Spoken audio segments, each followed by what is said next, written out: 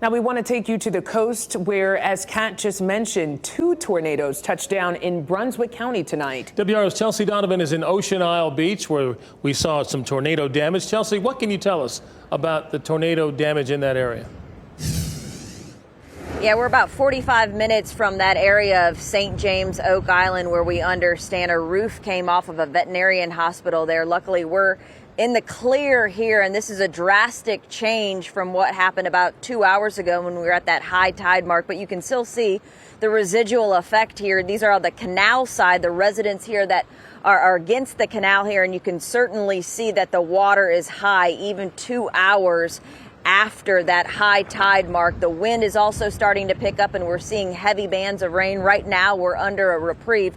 But let's show you some of the sights and sounds we captured today here from Ocean Isle Beach. Storm warning flags fly high in Ocean Isle Beach as signs warn residents and visitors of the impending tropical storm. It's been wonderful. We've not really had any problems with the weather until today. Around 5 p.m., heavy bands of rain started to fall, creating ponding on the main drag here in Ocean Isle Beach, a nuisance for drivers. But the main concern here, coastal inland flooding on the canal streets especially, and storm surge, as a king tide paired with the tropical storm made for a mess. Perfect timing, right? As high tide rolled in at 8 p.m. on the week of a king tide, residents on the canal streets were inundated with water, the canal overflowing its banks, and the angry sea pushing that storm surge into the dunes as residents looked on.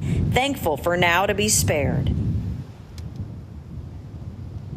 So good news so far, but I can tell you what, that wind really starting to pick up, and likely going to see more of those bands like our meteorologist mentioned of that heavy rain. We're out of the woods right now, but there's virtually nobody on the roads here in Ocean Isle, and that's a good thing, minus the first responders and the police that are making their rounds.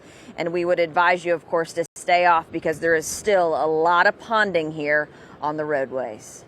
All right, Chelsea Donovan live in Ocean Isle Beach. Thank you, Chelsea.